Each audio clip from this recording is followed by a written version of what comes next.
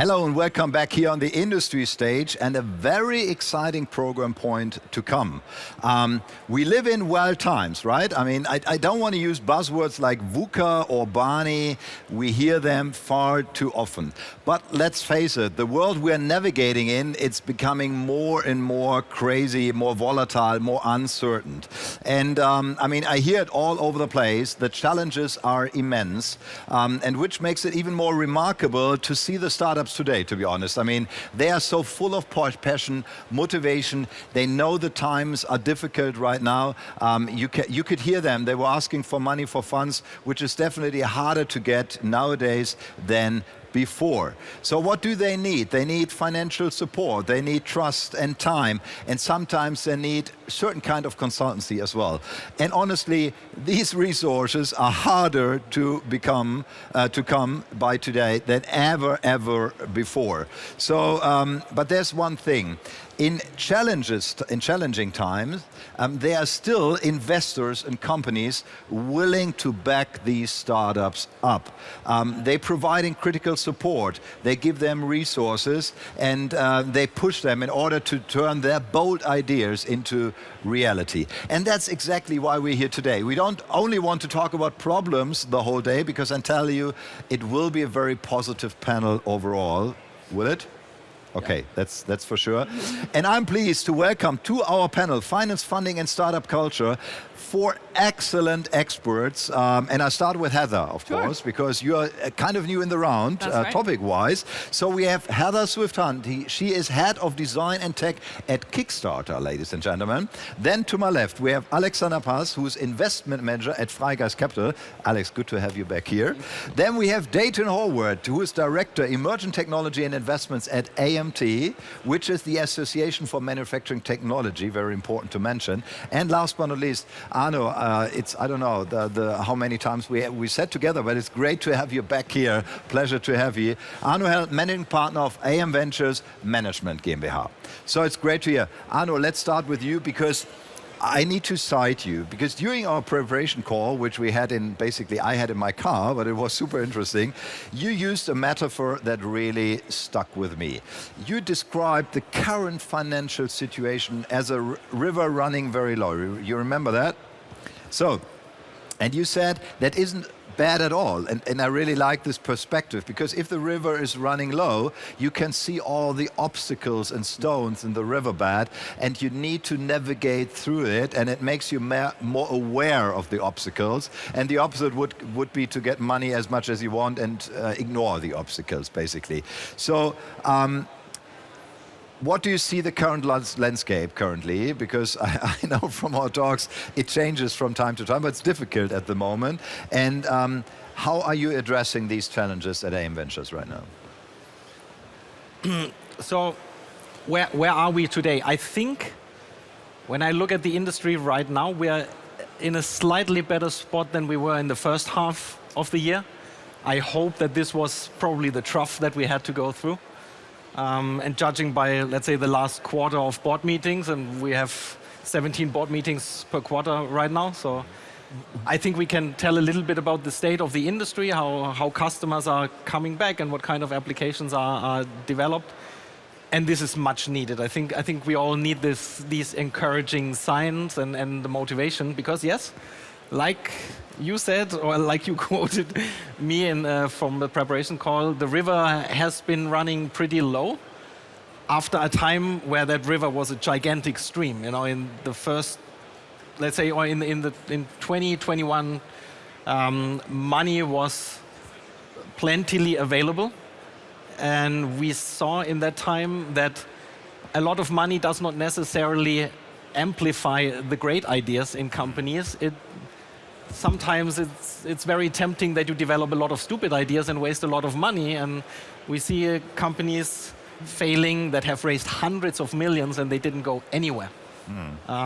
And therefore I'm very much convinced that if the river runs low, if the money is not there, people become more creative than at any other time, because they have to fight for survival. It's not easy to raise money, it's not easy to position yourself, it's not easy to compete with others, and that makes people survival makes people so much more creative than any other kind of mode. And therefore, yeah, it's difficult times, but this is when the winners are being born, and that's right now. It's funny that you say that, because I mean, even at Formnext, we will spend a whole day tomorrow about business cases and success stories, which is unusual. Usually we of course, we hear promising ideas, but tomorrow is very much about how had they been executed and what is the success behind it. Super interesting. Heather, you come from a completely different direction, let's put it that way, and you are very much more consumer focused, right? This is, so how have you experienced the last 2 years in additive manufacturing at Kickstarter, and more importantly, what brings you to Formnext? Yeah, sure. Well, for those of you who don't know, Kickstarter is a crowdfunding platform, so yeah, what are we doing here? I would make the rather bold claim that I think Kickstarter has had a pretty important role to play in the history of additive manufacturing and 3D printing. And if I was to tell that story, I would tell it in 3 products.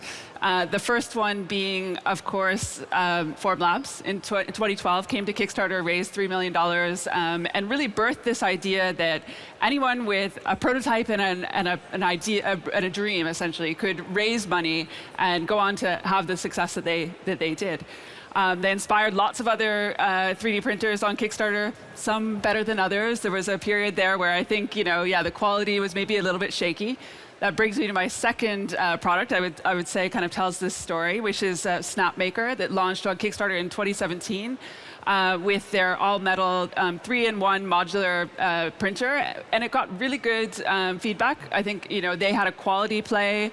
The modularity was quite interesting, but what I think was special is that it kind of kicked off this new era of young, ambitious Chinese startups that I think very good quality and with lots of great ideas, lots of energy that we're seeing play out in the industry now. And then coming back to your question, the last 2 years, well, 2 years ago, around this time, we had the next product I'd say tells the story, which is Bamboo Labs. Again, just another monumental step up in quality, and now has kind of taken over for that kind of printer in the industry. So it's just been amazing to see Kickstarter continue to play a role in 3D printing along the generations. And I'm here essentially because our creators are here. There's probably at least 20 exhibitors that either have started or continue to launch their projects on Kickstarter. Great. Funny enough to say that there was a startup today that said we survived the bamboo wave. So yes, see, there is even an impact on our startups here on stage. Great, thank you. Good to have you, Heather. Dayton, I mean, at AMT, you're not only observing additive manufacturing, which makes it much more important that you are in this panel, because you're looking at the industry where you could apply additive manufacturing as well. So how do you see the current climate for startups in additive manufacturing in regards to the clients they could achieve or get in the industry? Yeah, so from a product market fit standpoint, I think so AMT having a market research component focused on emerging technologies, one of the leading indicators we cover is venture capital and M&A activity. And so one of the trends we've seen from a VC standpoint over the last few years, and Arno, you can chime in if this is something you've seen on your end as well, is everything is shifting towards more application-centric companies, where there's either a product or service that specializes in leveraging additive manufacturing. It doesn't necessarily provide a generalized manufacturing technology solution like you would expect a completely general printer to offer. So that application focus, I think, is a sign that we're getting smarter and understanding where the product market fit is. And if you have that, the chances that a startup succeeds are infinitely higher. Absolutely. And I mean, Arno, remember application, I think we talk about this for 10 years now, where we say we need more applications in place, not necessarily a new printer or something new here. Very, very interesting point. Alex, you are very interested in additive manufacturing at Freigeist, and you in particular, due to your background, but you have not yet invested. But still, you have a very good overview about the industry, and of course, other technologies, probably, let's say, fitting to additive manufacturing. What is your impression? What brought you back to Formnext? And probably you can add a comment on the startups you have seen so far. So maybe, why haven't we invested? I mean, that's a pity. I'm interested in that. So I think I do see different verticals in venturing, and I think additive manufacturing is quite a different one, and I think quite a special one. Everyone was looking for like the fundamental technologies which then grow into billion-dollar companies, but I think maybe that's not the perspective you should take when you look at additive manufacturing. You should look at the applications, we talked about that. You should look at how to capture the value chain, how to verticalize and thereby grab your market. So it doesn't have to be the vertical approach, and technologies that are ready for operational use. So I think a lot of things need to come together in order to additive manufacturing startup to be a VC case, let's say. So I think it's difficult to navigate as VC in that field. So we looked at a lot. I hope we can change it. So if there are interesting startups, I saw a few interesting there. Lots of applications. Healthcare, for example, I think is quite interesting. Very personalized applications. Software that automates like the whole chain of using it. We see it in our portfolio companies. It makes sense to use additive manufacturing, but you need to make it easy for everyone to use it, or like for every company in different verticals to use it. So, yeah, excited about that. Very good. Brings me to another question, probably for all of you, but we will start with Heather. We have been talking a lot about selection criteria. What is the right startup to invest in? And I know from Arno, it's not that easy. You agreed on that because you have to find the right application. And it's not about the application as well. You need how to monetize it finally.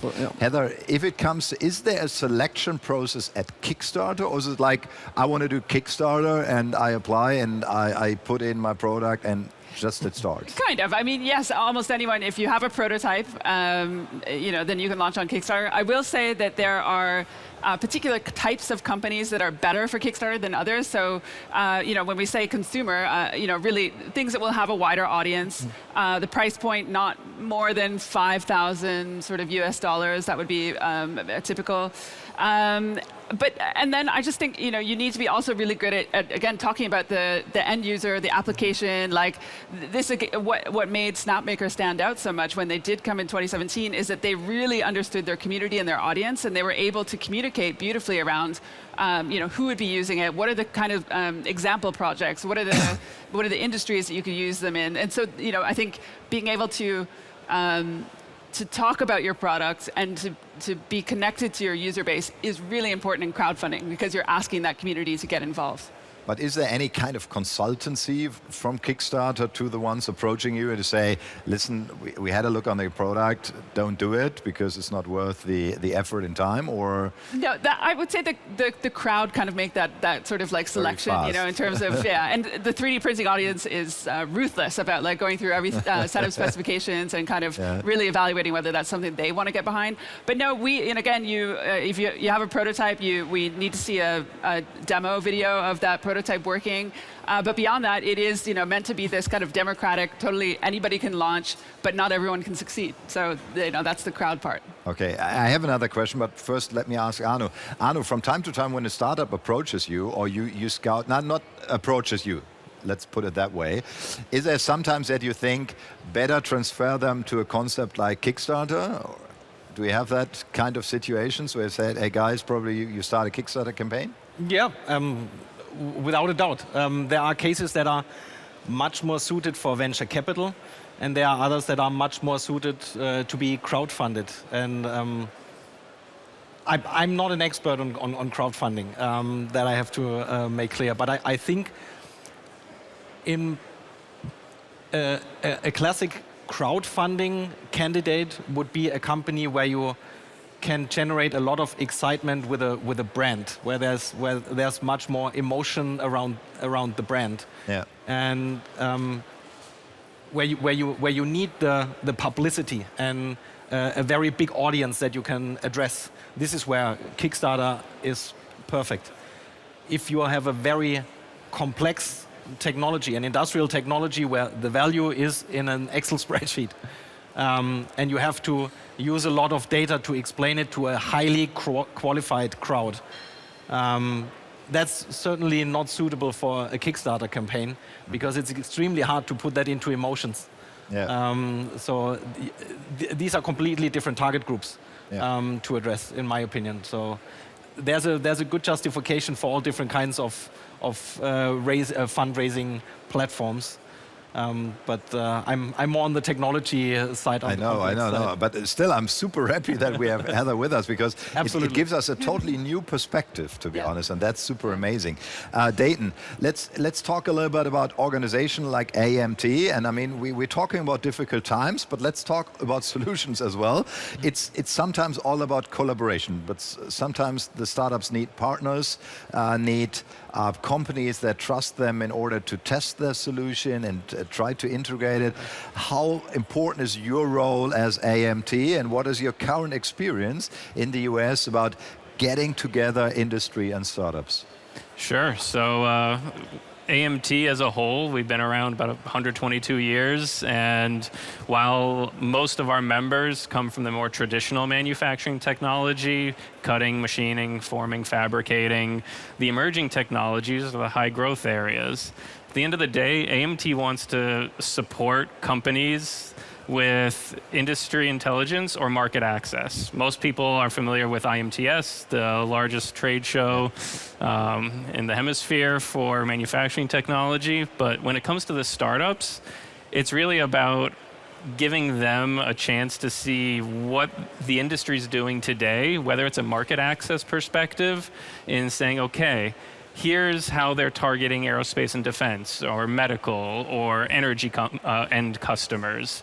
And where can they fit in? So AMT is usually that first phone call, say, okay, hey, what's already out there? AMT collects market data on capacity and utilization. So in these ways, we help them get a feel for which way the wind is blowing and how hard. And then from there, they can start to make better determinations about whether they want to develop a product that fits a certain specialty or end market, or they want to maybe take a step back and reconsider how they're ultimately going to go through direct sales or channel. And we by no means are the experts from a technical standpoint, but we do understand enough about the technology and the market to bring those two together. So whether it's industry intelligence or market access. But it sounds like a great responsibility, because you can discourage them, of course, if it's... Well, we don't like to make recommendations. What we like to do is provide the data and say, hey, did you know that the machine tool sales, which, let's face it, most additive benefits from machine tools from a post-processing standpoint, the sales of that equipment lags behind dips in the economy. So it takes a while for that to come back up after you've already seen a recovery from an economic standpoint. Is that something you should factor in when you think about what the budgets are doing from a capital equipment standpoint? Absolutely, so little insights like that help with the market timing. Very good. Talking about insight and knowledge, Alex, I mean, you have a technical background, right? I mean, how important is it, beside the financial resources, to supply startups industry-specific expertise and knowledge? So, I mean, understanding the technology, yes, is important. I think just in order to have a fruitful discussion, to go into more depth, because it's like an integral part of the startup. But I think in this particular case, additive manufacturing, doubling down on your point, by the way, the industry knowledge, or like the understanding the dynamics of customers, of how to create fundamental value for the end users, how to build a business model around your technology and capture as much as you can. We also had a discussion about what can be quite difficult if you sell the machinery, for example. So I think understanding the dynamics, understanding how to build a business model is much more important than the technology. But I think, for startups, this oftentimes founders come more from the technology perspective, at least from my experience. So I think it helps when the VC already knows how the market dynamics are. Arno, have you had a startup where you said, I don't get the solution, but sounds crazy good, we need to do that? No. That's a good question. Yeah, I mean, sometimes that happens, that founders are so inspiring and can convey some sort of story and vision that you get really excited without fully understanding what it is.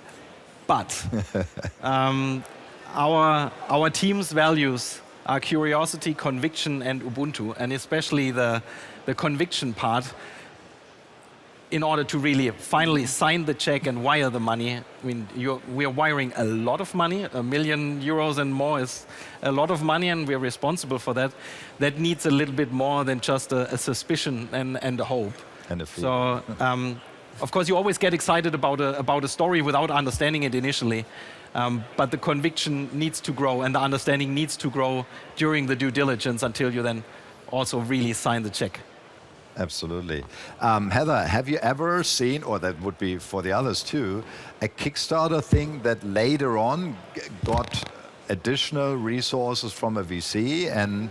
Yeah, we were just talking about this. So I would be curious, the more investors side of things to get your impression. But there was a study, I can't remember the university who did it, that looked at Kickstarter projects and looked at the likelihood that they would get follow-on funding from VC, and it did correlate. So if you have shown that market demand through crowdfunding, I think there are investors who will look at that and say, actually, you're proving a market, you're proving demand, you're also proving that you know how to speak to an audience, and so that makes you more investable. So I think the studies have shown it, but I'd be curious whether the investors feel that way. So it's, before I ask the question to the investors, so it's kind of an MVP approach for using Kickstarter. You show that there is a customer base, and then you probably, this correlates where you can then go to the VC and ask them. Arno, happened already or not? I know of one story in our industry where a startup dramatically failed on delivering on their Kickstarter campaign and got sued by the backers, and still managed to raise some venture capital money afterwards, and they are exhibiting here and doing a pretty good job. So I think many companies learn a lot through a Kickstarter campaign, for sure. I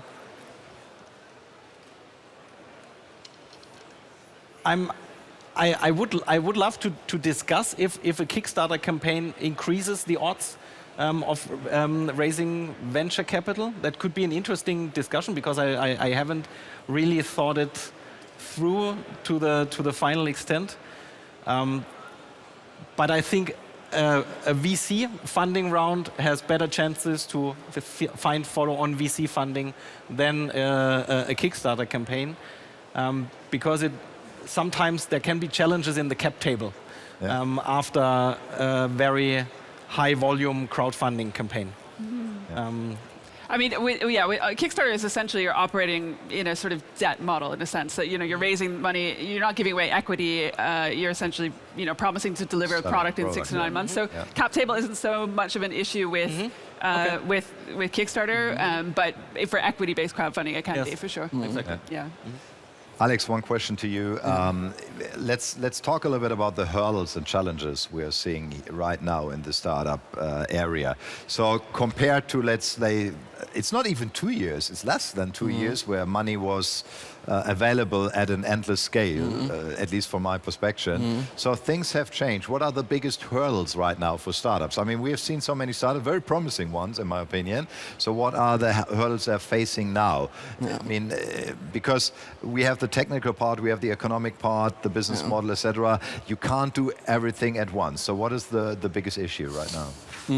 I mean, looking at our home market, Germany, I think when the economy is, and in the end, if we look at the industrial technologies there, industrial customers may not have enough money for innovation and supporting such kind of pilot projects. I think this is like crucial, because in the end this is what really elevates the valuation, and in the end what gives the VC their hypothesis of investing. So yeah, market downturn I think is quite heavy here in DACH, so that's a hurdle. But other than that, I think there are actually also some let's say positive trends just when it comes to additive manufacturing. Just as a disclaimer, like supply chain risks coming from global crisis, military expenditures, also leading to additive manufacturing being utilized there. So I think also trends, maybe uplifting for the additive manufacturing part, only talking about that. Yeah, but other than that, in DACH, I think some difficult times. Yeah. I mean, but you mentioned something very important. So in a crisis, there are still areas that, especially in a crisis, like military at the moment, where you see them uprising. I mean, this is it's getting a very important topic. Dayton, we're talking about hurdles stepping in, but there are existing startups also in the US. They are in different phases of their being startup. Yeah? What is if you have a look on, I don't want to be too dramatic in terms of survival rate. I remember, Arno, you mentioned that word a few years ago in your report. But if you see the startups, how many of them are doing well even in the crisis, or how many of them do you see struggling right now? Well, I think the struggle, and kind of contrary to the point Arno made with regards to VC funding usually increases the likelihood for follow-on funding. Well, if there's an overarching lack of interest, usually aversion because of the public markets being so poor and additive right now, applying that to the private companies, most of the venture-backed startups are having a lot of difficulty raising additional capital right now. And that's a trend that's been about the same for the last 12 to 18 months. And I don't see too much improvement in the near term. So I'd say, the VC-backed ones that aren't at the point of becoming profitable do have a lot to contend with right now because the river's running low. But I would say that any startup that is bootstrapped or otherwise growing in a sustainable way, whether it's grant funding or finding other ways, I'd say they're continuing to do well. And we don't hear about them nearly as much because there's no benchmark on the 2-year venture funding cycle. And so I'd say take a look around and see the companies that maybe fly under the radar a little more. They're quietly finding product market fit and slowly finding their way through these tougher times, I'd say. So rather in a more organical way or more like in a self-driven way. Arno, I know you have a big portfolio. I mean, doubtless some startups that are as well in different stages. So what is your main task compared to 2 years ago? Is it, don't get me wrong, but if you can tell, let's put it that way. So, I mean, remembering the time where you were scouting because there was so much fresh capital, so needs to be spreaded. And now you have a portfolio, and this needs to be feeded and grown up. So what is your main task as investor? Because I know you're very close to your startups. Not that you say, "Hey, do what you want." So. No, it's a really good question, and we debated that quite extensively in our Formnext briefing, in our team meeting just recently. What actually is our task at the show here now? Because we are in a different phase compared to where we were 2 or 3 years ago when we had just freshly raised the fund and we were looking to build the portfolio. We had 100 million to deploy and a deal funnel to build. Of course, I'd say a year and a half ago or a year ago, things have changed, right? We realized that VC money is not going to be available so easily anymore, like in previous years. And then also, as it was said very correctly, the big guys are not spending either, or big R&D projects are being canceled. So of course, when you are managing a portfolio of 17 companies across the planet, you turn towards your portfolio and say, all right, now we have a different responsibility. It's not necessarily inflating the deal flow like crazy. It's more making sure that we support our founders through this tough journey. And on top of that, of course, now with our fund, we're now at about 70-75% of the capital deployed. We can be much more selective. That means we have to say no even more often than we used to, even if it hurts sometimes. But clearly the priority right now is making sure that we are supporting the founders that we've invested in many years ago, and supporting them here with our network and with introductions and being part of negotiations and all different kind of networking events to making sure that our founders are strengthened. So the support is even needed more instead of money, delivering consultancy in terms of how to navigate the river, basically, where the water is so low. Yes. That's a very good one. Coming, probably a question to all of you, because we have a partner country, Australia. So let's talk a little bit into regions, as far as you know, because I know, Dayton, you are very well connected with the colleagues that are observing abroad, right? Within reason, yes. Yeah, okay.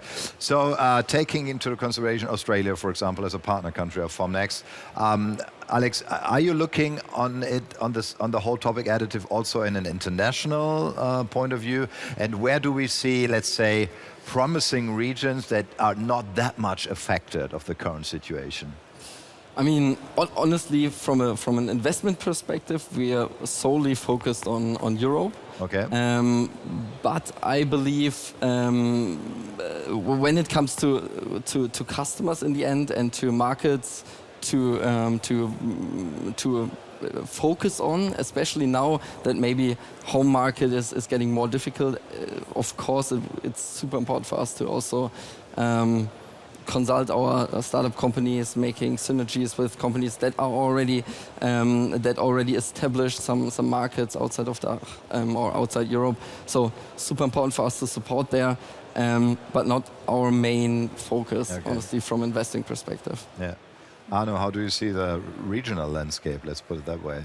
Are there any promising regions right now? So, as a technologically focused fund, we cannot limit ourselves regionally. So we look everywhere, right? I mean, there are regions where you have more startups than in others. Even within Germany, you have Munich and you have Berlin, or within Europe you have the Zurich area, Stuttgart, Vienna, and large parts of southern Germany, which are somehow a more prosper breeding ground for startups. In the world, of course, now there are a lot of startups coming from China. It's probably a third of what we are observing right now. There are super interesting technologies that are being developed, and also Chinese companies have learned how to scale their business globally in a completely different way than compared to like 15 years ago when I lived in China. So that is very impressive. But I would say, as an industry, it's more about the different technological categories that are more promising than others. But I would say hardware is much more challenging at the moment, and it's the applications that are scaling quickly that can become profitable extremely quickly. And then it doesn't matter if it's a Conflux from Australia or an Additive Drives from Dresden, or Evolve from the UK. It's more about the product that they are developing, in my opinion. Like the real added value, basically. Heather, Kickstarter. So have you seen such a pitch event before? Have you participated? Yes, like the one that was here before. Yeah, it was great. Yeah, I was keeping my eye out for consumer-facing products, because again, Kickstarter works a little bit better for consumer, and if you're doing service or B2B, not so relevant. But I was keeping an ear open for them. So the thing is, I tell you what, we have 3.5 minutes left, and we can't dig deeper into our discussion. I can tell you that's every year the same with this discussion. I would love to have it for 3 or 4 hours, because I think we can strive so many topics. So what would be interesting for me, and probably for the audience as well, what are your plans for the next days? What is a startup-oriented or additive in general oriented person doing in Formnext? Arno, starting with you, what are your plans for the next days? I mean, look at the startup corners, because this is where the champions of the future are presenting their stuff. It's the startup area here. for sure. But also have a look at the big guys, what the big guys are developing. It's super exciting to see very, very large-scale applications. And if you're looking to build a startup, I mean, it's always worth taking a look at what the big guys are developing, and because this is where the money is being made. Very good. Heather, what about you? I'm in meetings. As I said, there's 20 companies here that have been funded on Kickstarter and continue to fund their products. So I'm just visiting them all. It's a great opportunity to see them all in one place. I do go to China often, but you have to go around all the different offices. Seeing them all under one roof is incredible. But then, looking for new innovations, new products as well that might be a fit or might do really well on Kickstarter, and trying to see how I can advise them. Before when we met, I said, part of my role really is advising those startups to make sure they're best prepared to go to market, especially on a global market.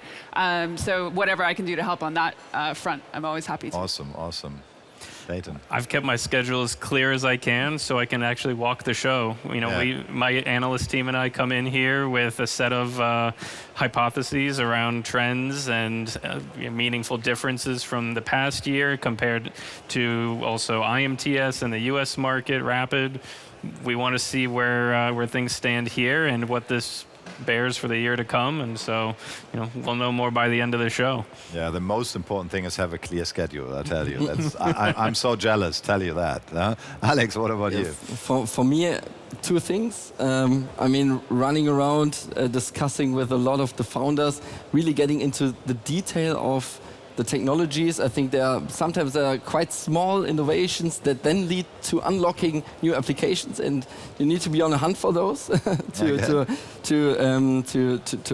find those newly unlocked markets. So first thing. Second thing, also what Arno said, understanding how the industrialization of all those technologies in the end could look like. Because if you now invest into a startup, you need to have at least figure out how can this be industrialized in a few years. What about post-processing technologies, how to depowder, how to do this and that. So a lot of how can it look like on a big scale. Very good. So all four of you, it was a pleasure meeting you in person, in live. It was a pleasure sharing the stage with you. Very fruitful insights, very inspirational at the same time. Thank you so much. Enjoy the fair. Have as much success as you could. And a pleasure to meet you here again. Thank you so much for being at our panel. Big applause for the panelists, ladies and gentlemen.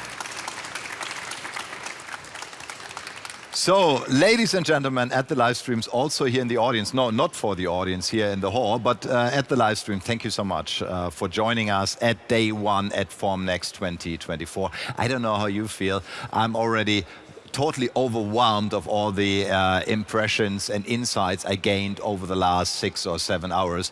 And I can highly recommend to rejoin us tomorrow here at the industry stage at our live stream, because tomorrow it's all about business cases, and we will right away kick it off the day with that. And you will see Terry Wohlers tomorrow, and he gives us a market overview, always worth it. So I'm glad to see you tomorrow. Enjoy your evening and enjoy the highlights. Thank you so much.